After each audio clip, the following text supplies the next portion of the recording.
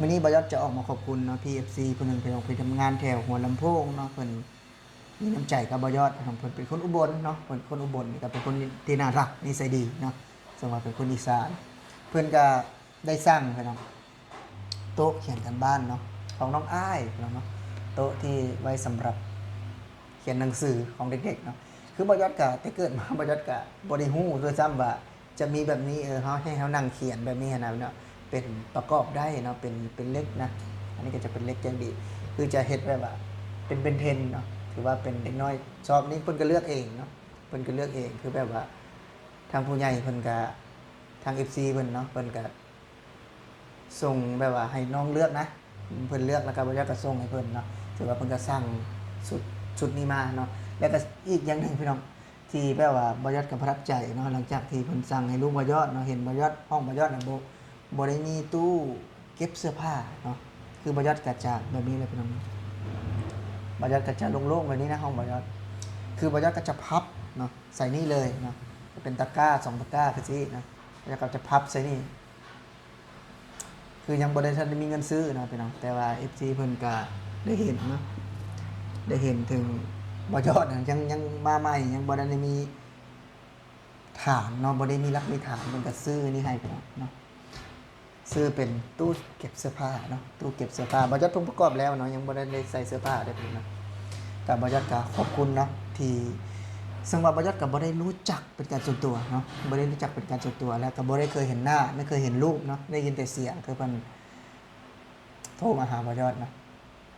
บริษัทก็ขอบคุณอีกเทื่อหนึ่งนะขอบคุณออกจากใจเลยเนาะที่คนหนึ่งนะที่มาขายแฮงอยู่ในประเทศไทยแล้วก็ได้รับสิ่งดีๆแบบนี้เนาะจากการทำคอนเทนต์ทำ YouTube เนาะที่พี่เพิ่นได้เห็นถึงความลำบากของบอยอดแล้วเป็นเนาะและคือบอยอดนี่มาอยู่ในห้องเช่าเนาะเป็นเนาะห้องเช่าก็ราคาอยู่รวมๆเนาะก็อยู่ที่ประมาณ 2,500เป็นเนาะ2,500เพราะว่าเดือนที่แล้วนี่คือบอยอดยังบ่มีตู้เย็นเนาะก็อยู่ที่ 2,200 บาทเนาะค่าห้อง 2,000เป็นเนาะค่าไฟ200เนาะแต่เดือนนี้น่าจะแพงขึ้นเพราะว่ามีตู้เย็นเนาะคือตู้เย็นก็ขอบคุณทางบ่อต้นอีกเทื่อนึงเนาะบ่อต้นก็ได้นำให้บอยอดเนาะบอยอดก็ได้เรียกแก๊ปเนาะเพื่อรับตู้เย็นจากนนทบุรีเนาะมาที่ปทุมธานีก็ขอบคุณทางบ่อต้นที่ซัพพอร์ตบอยอดมาตลอดเนาะคือจังบอยอดก็มาทำงานใหม่เป็นน้องมาอาศัยพื้นฐานใหม่เนาะคือว่าเช่าห้องเนาะค่าเช่าห้องเพราะว่าเฮามาแรกมันก็จะมีการมัดจำเด้พี่น้องเนาะเอามัดจำไป4,500 บาทเนาะที่ก็มัดจำอีกพี่น้องแล้วก็สิ่งที่บอยอดได้เห็นในมื้อนี้นะนั่นก็คือความมีน้ำใจนะความมีน้ำใจของพี่คนไทยเนาะพี่คนไทย ซึ่งว่าบ่แม่นแต่ FC บ่ยอดผู้เดียวและบ่ยอดก็ได้เห็นหลายๆคนที่เพิ่นคอยซัปพอร์ตน้องๆแรงงานลาวที่มาทำงานไทยนะที่บ่ยอดได้เห็นหลายๆคนมากที่เป็นเพื่อนกันเนาะที่ทำ YouTube ด้วยกันแล้วพี่คนไทยเนาะ FC คนไทยที่คอยซัปพอร์ตเนาะช่วยเหลือคือจังบ่ยอดนี่พี่น้องบ่ยอดก็มาอยู่ใหม่เนาะยังบ่ได้มีหยังเลยพี่น้องคือแรกๆน่ะบ่ยอดจะห้องโล่งๆเลยเนาะ คือห้องโล่งๆเลยคือตู้เย็นกับท่านมีพัดลมกับท่านมีเนาะพัดลมก็เป็นทางญาติเมียเนาะเอาให้พัดลมก็ได้แล้วก็ตู้ก็เป็นทาง PFC ที่ได้ส่งมาให้เมื่อวานนี้เนาะส่งมาให้เมื่อวานนี้คือจังปกติเนาะบ่ยอดก็บ่ได้มีตู้แบบนี้นะพี่น้องเนาะบ่ได้มีตู้ที่จะใส่เสื้อผ้าได้แบบนี้เนาะไม่มีนะคือบ่ยอดปกติก็พับใส่แบบนี้พี่น้องเนาะพับใส่แบบนี้ เป็นตะกร้าระหว่างกันสองอย่างแล้วก็พับใส่แบบนี้ถ้าแบบนี้ก็คือบรรยากาศจะห้องมันก็จะดูดีมากขึ้นเนาะดูดีมากขึ้นแล้วก็พับใส่แบบนั้นพี่น้องห้องบรรยากาศถือว่าห้องกว้างอยู่พี่น้องเนาะกว้างอยู่แต่ว่าอาจจะเฮาด้วยเฮาที่ยังจัดแจงบ่เข้าทีมันก็ค่อนข้างที่จะหกแน่เนาะค่อนข้างที่จะหกแน่คือจังเงินครัวก็มีนะพี่น้องเงินครัวก็มีเนาะแต่ว่าคือจังแบบเฮายังบ่ทันได้มีสิ่งของเนาะที่จะเข้าไปใช้ในตรงนั้นคือเตาแก๊สถ้ามีเตาแก๊สบ่ยากก็จะไปไว้ที่บ้านครัวนะพี่น้องเนาะเห็นบ่พี่น้องเนาะก็จะมีเรือนครัวพี่น้องเรือนครัวอยู่ข้างในนู้นเนาะคือแต่ว่าบ่ยากยังบ่ได้ บ่ได้เอาเครื่องครัวไปเพราะว่าเครื่องครัวบ่มีก็เลยไว้ตัวนี้มันนิดเดียวนะครับเพราะว่ามาอยู่ยังบ่ดนเนาะถือว่าเครื่องครัวก็บ่หลาย แต่คือบ่ยอดได้อันนั้นแหละพี่น้องบ่ยอดได้เว้าไปแหละคือมื้อนี้บ่ยอดจะออกมาขอบคุณเนาะออกมาขอบคุณน้ำใจของพี่คนไทยที่มองเห็นเนาะมองเห็นถึงความลำบากเนาะความลำบากของแรงงานลาวพี่น้องที่มาทำงานไทย และหลายคนเด็กเขาก็คือว่ามีบ้านมีรถเนาะแบบนี้นะหลายคนก็สงสัยคือกะแม่นคือเพิ่นมาอยู่โดนแล้วเนาะ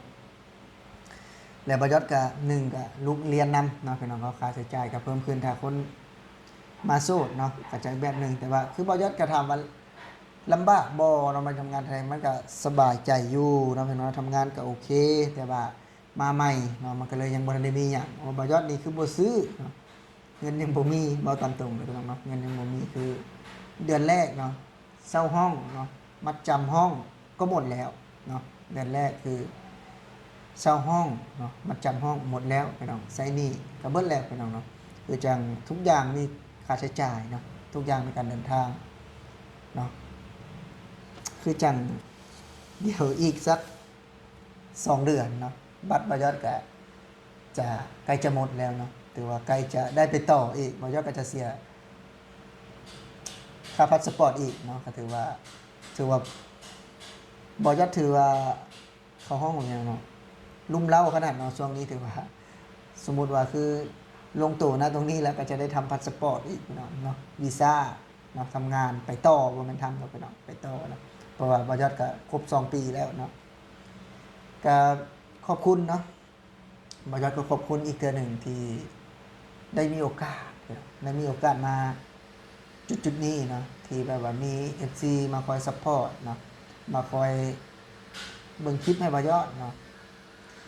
แน่นอนว่าคลิปบ่ยอดก็บ่ได้มีวิวหลายเนาะก็เป็นบางคลิปที่อาจจะมีขึ้นแน่เนาะรายได้ก็บางเดือนเนาะก็อาจจะพอได้จ่ายค่าห้องเนาะบางเดือนก็บ่พอเนาะเนาะเพราะว่า1 เดือนเนาะมันต้องได้$100เนาะมันถึงจะสามารถเข้าบัญชีหรือว่าสามารถได้เนาะได้รับเท่านึงนะบางเดือนก็อาจจะบ่ฮอดเนาะบางเดือนก็อาจจะเลยน้อยนึงเนาะก็เพราะว่า1ก็มันก็เป็นงานเสริมของเฮาเนาะก็ถือว่าเฮาก็เฮ็ดต่อไปแล้วก็เฮาก็เฮ็ดแล้วก็ได้เห็นน้ำใจคนไทยเนาะคือบ่ยอดก็รีวิวความเป็นไทยแล้วรีวิวน้ำใจรีวิวครูไทยเนาะพูดถึงเรื่องราวครูไทยโรงเรียนไทยที่บอยอดได้สัมผัสจริงๆนะครับนะบอยอดได้สัมผัสจริงๆบอยอดกะเว้าจากใจบอยอด